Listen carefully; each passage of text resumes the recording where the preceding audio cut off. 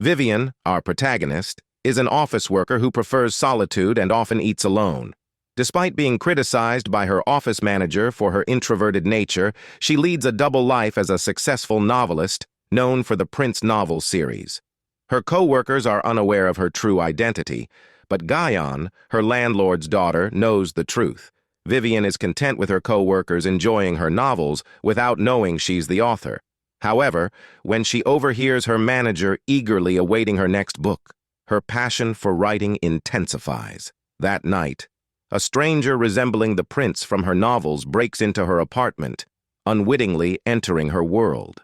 Upon arriving in the real world, Carl emerges from a sinkhole, confused about his whereabouts. Encountering Guyon reading Vivian's novel, Carl blames the author for his misfortunes and seeks her out. Confronting Vivian, he demands she rectify his story and crown him emperor. Vivian, perplexed by Carl's claims, tries to escape and calls the police. However, Carl forces her into the sinkhole. In Carl's world, Vivian awakens bound to a bed, distressed. Carl insists she write his story as he desires, providing her with parchment and a quill, though she struggles with the unfamiliar tools. Wait till she finds out how old-fashioned the rest of the things are there still. She writes that Prince Carl abducts the witch who writes the book from her apartment, but the witch manages to escape, and Prince Carl goes back in time to his younger self. He becomes the emperor one day and brings peace and prosperity to his nation. And everyone lives happily ever after. Vivian waits for her words to work their magic, and she panics when nothing happens. However, the letters materialize in a golden glow surrounding Carl's body, and Vivian is taken aback because she had no idea that she really has magical powers. Even before Vivian's words fully take effect, Carl is overjoyed. But then the agonizing pain spreads throughout his body, and he collapses to the floor. Afterwards, he gets up and scares Vivian by taking off his shirt and approaching her. She calls him a molester and tells him to stop, and then the prince shows his back, which is covered in the itchy writing. Ray quickly inspects the words written by Vivian, but he doesn't find anything unusual on the paper. He asks her to try again, but nothing happens. And later she writes to herself that she wants her hair cut short, and soon enough, her hair does just that. But nothing else happens, despite her written request that the chains be removed from her legs. Based on these two pieces of information, she deduces that the ink and parchment used in her work are figments of her imagination, created to ensure that her writing has no impact on her fictional characters. Thus, in order for her writing to impact the novel's characters, she requires her laptop. She needs to go back to reality and informs Carl and Ray about it the next day. Due to their fears that Vivian might run away, Carl and Ray don't trust her. They demand evidence that she is being truthful, and Vivian also shows off her short hairstyle, which she says is a direct outcome of her writing. However, Carl and Ray are flustered to see Vivian's big melons, which have grown to the point where her shirt buttons are nearly uncovered. Soon they sit down for breakfast and talk about Vivian's powers and how she wants to go back to the real world. To grant Carl's wish, Ray wants to go with Carl to the portal to the real world, and Carl doesn't want him to be in danger. So they argue. The portal between the real world and fiction is in the perilous northern woodland, and after a long discussion, Ray manages to convince Carl to let him come. There, they reach their final destination. Unfortunately, upon arriving, they fail to notice anything noteworthy that indicates the link between the two realms. Carl is distressed because he knows exactly where he was when he was nearly killed and lost an eye, and it was the same place where he got sent to the other world. Carl reveals to Vivian that he fell into a sinkhole after the ground split in half as he was about to die at the hands of assassins. As the attempt failed, Vivian remembered another location that connects the two realms. However, the horses they were riding suddenly bolted for no apparent reason. Just as she was about to reveal the location, Ray chases after the horses. They are interrupted by a sound coming from the forest. It appears that a band of robbers has just finished robbing a village. Even though Carl tells Vivian to take cover in a tree, she remains unconvinced. So he lifts her up and places her on his lap as he climbs the tree. As the bandits flee, Carl and Vivian feel relieved, but also shocked as they are about to descend from the tree. A strange creature that looks like a combination of a Komodo dragon and a panther emerges from the forest, catching them off guard. Vivian never wrote about any monsters in her stories, but she did write about the northern lands being cursed. She and Carl loudly dispute whether or not the monster is Vivian's creation, almost revealing their location to the monsters.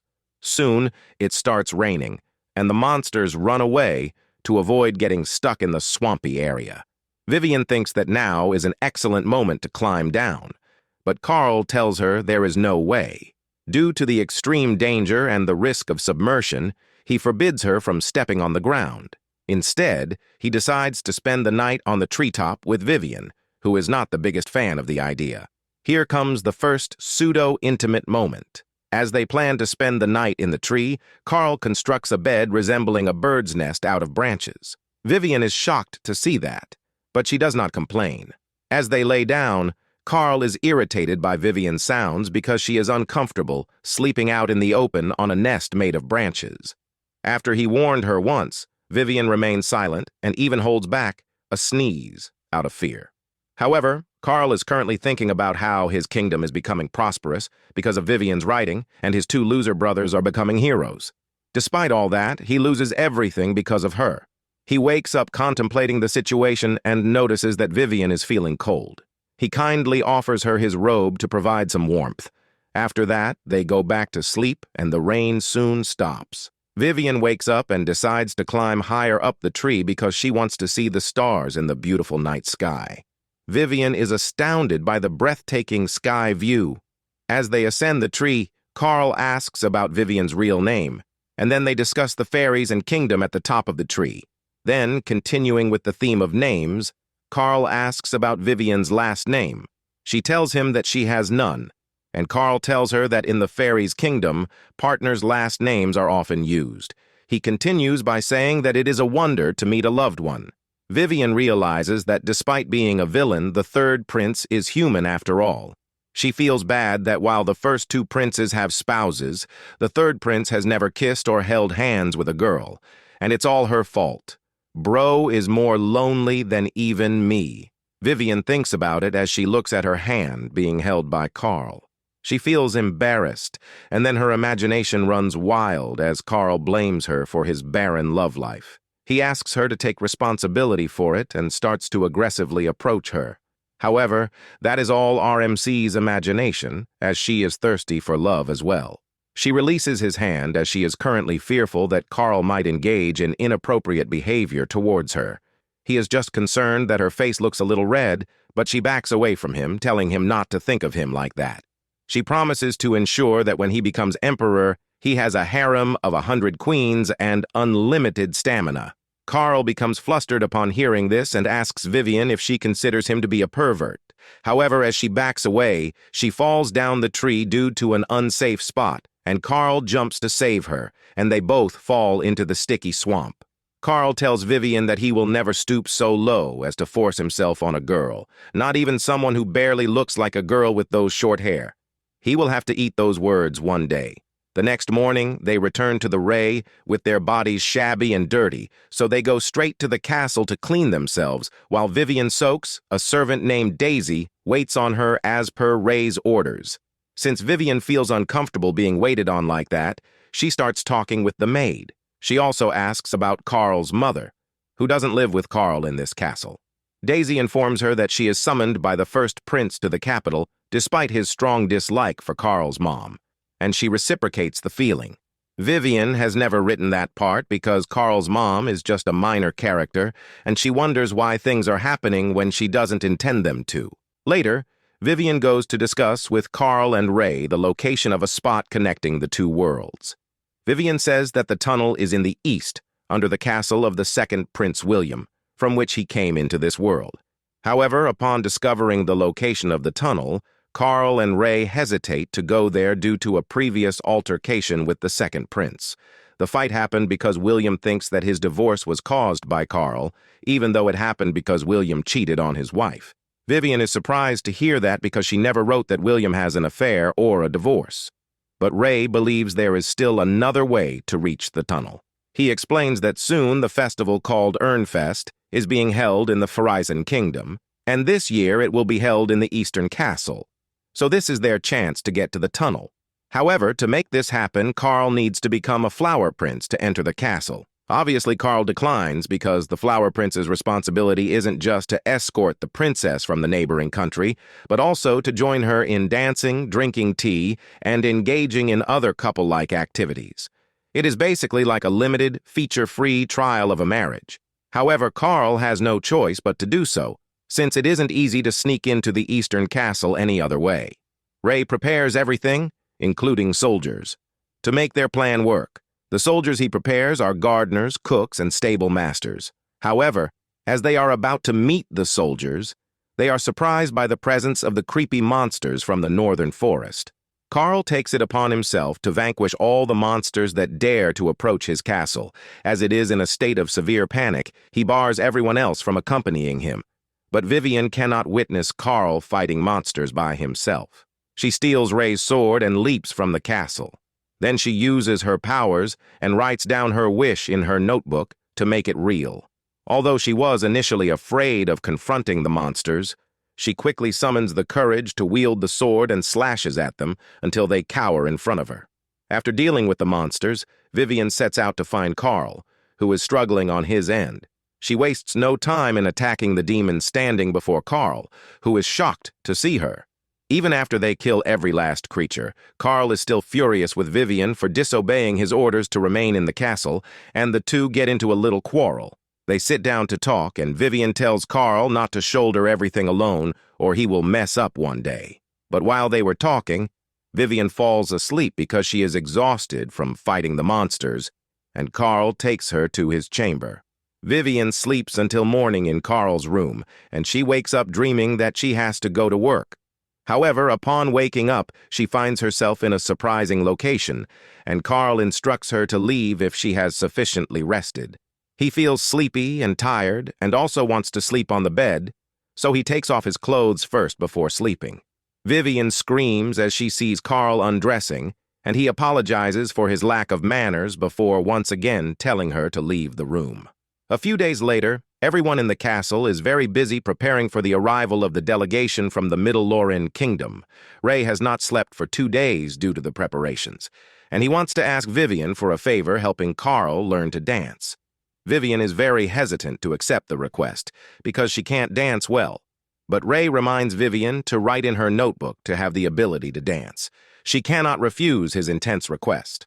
However, she quickly realizes that it is a bad idea because Carl is completely untalented when it comes to dancing, and the last time he danced was when he was 10. Vivian is irritated because Carl keeps stepping on her feet, but after spending hours learning to dance, he finally understands how to do it. While Vivian dances to the music, she hears Carl's heartbeat and breaths. She thinks that they look like a real couple dancing like this, and while lost in thought, she trips and lands on Carl's chest. Daisy senses the growing chemistry between Carl and Vivian as she notices a change in the atmosphere at the palace. Ever since Vivian arrives, the castle is now bright and bustling, no longer resembling a haunted home, but instead exuding a vibrant energy. Also, it is adorable to see how Vivian and Carl interact as she makes him more expressive than before. One night, while Vivian and Carl are practicing their sword skills, they become exhausted and decide to take a rest there.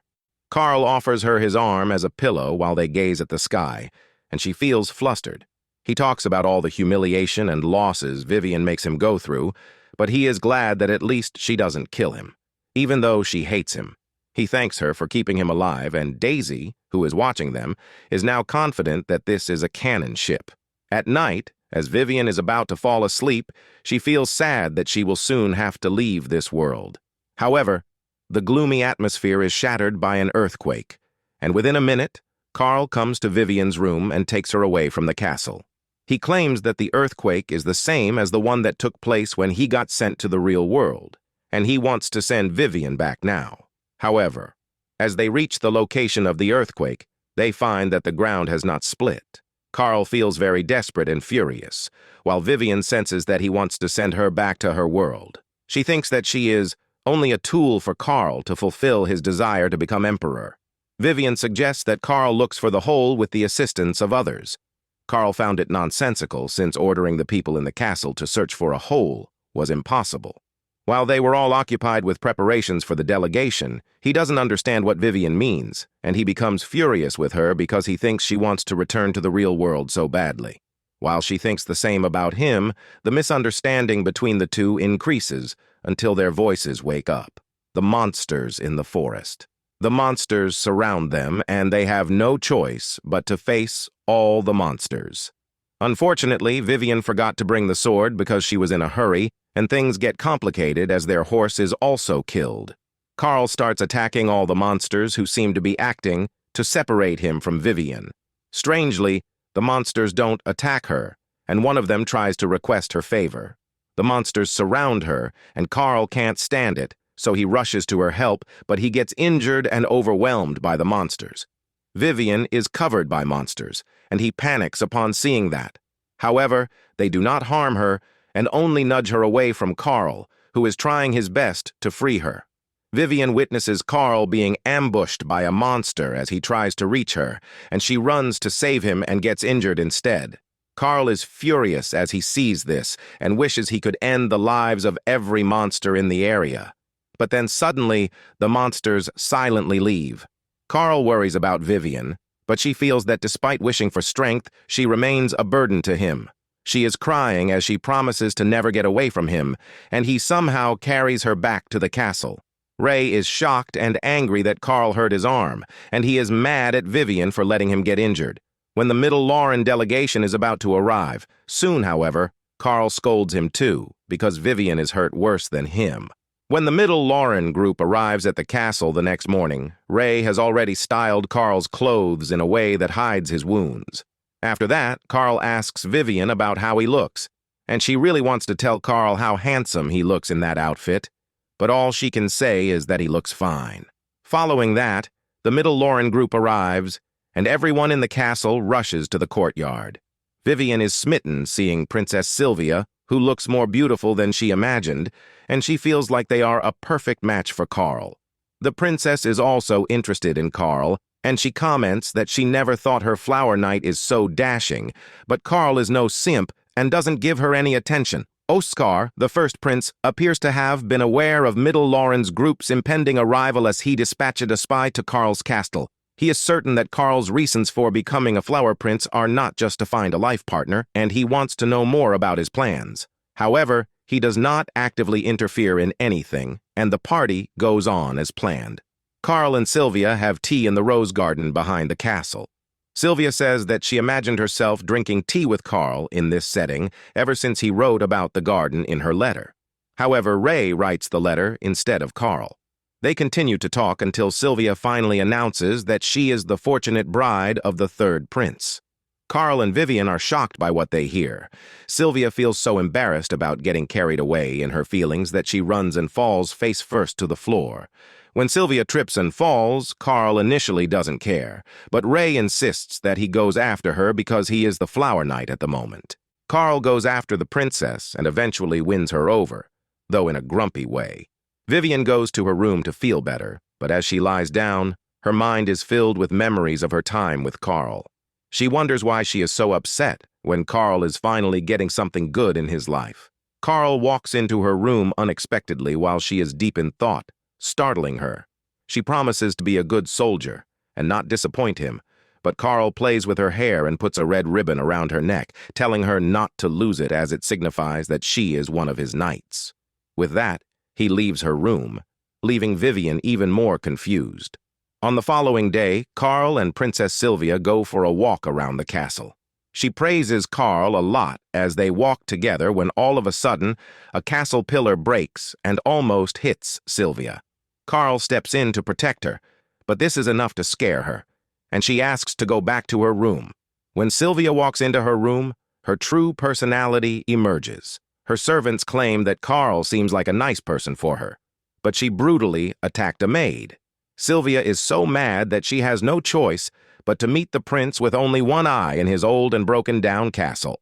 Her assistant manages to calm her down by reminding her that if she loses her temper, it will be bad for her revenge plan to get back at her half-sister, Lady Frotch. Sylvia and Carl both have their own plans for this meeting, with her displaying a more sinister and villainous nature compared to him. Sylvia swears to marry Carl and make him the emperor for her revenge, no matter what. Carl and Sylvia go to William's castle as soon as the sun comes up. Sylvia tries to start a conversation with Carl several times during the trip, but he mostly keeps quiet because he isn't interested in her. The princess is furious that he is ignoring her, but she tries her best to come up with excuses to talk to him. They continue their journey, and soon Vivian notices that there are monsters following them. She tells Ray to go with Carl while she goes out by herself to get rid of the monsters. However, Carl notices something odd, and when he learns the truth, he is very angry with Ray for letting Vivian go on her own. He chooses a knight to ride in his chariot instead of himself so that they can continue their journey to William's castle while he leaves to save Vivian. Sylvia is not happy about that, and she can barely keep acting like a decent person. Meanwhile, Vivian does everything she can to fight the monsters, but it doesn't work. The monsters seem to hear her when she tries to talk to them softly, but while she talks to the monsters, a green spear flies by her and hits a nearby tree. She is shocked and amazed when she sees that the person who saves her is none other than William, the second prince. When William left his castle, he planned to meet Carl in the forest, but instead, he meets Vivian. He can't help but smile as he carries Vivian to safety. After seeing how badly her leg is hurt, she finds it unacceptable that he is treating her this way, but it doesn't bother him at all. Carl shows up to them immediately and tells William to lay Vivian down. He doesn't follow his half-brother's orders, and Carl gets angry and pulls out a sword. William lets Vivian down, but then he and Carl get into a fight that brings up old grudges. They pull out their swords, but fortunately, the Knight Commander steps in just then and orders them to stop the fight. The general works for the first prince and commands the princes to return to their positions. After that, Carl and Vivian leave the place, and he asks her what she thinks about William. Even though she intends to be honest with him, she chooses to praise William instead. However, she also clearly expresses her dislike for the second prince due to his infidelity to his wife. Carl feels happy and calm after seeing it, and then he puts his head on Vivian's shoulder and plans to meet Middle Lauren's group after a short nap. She is embarrassed because of it, but she has no choice as Carl is already asleep and...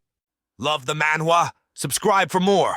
Your support makes it all possible. Hit subscribe now!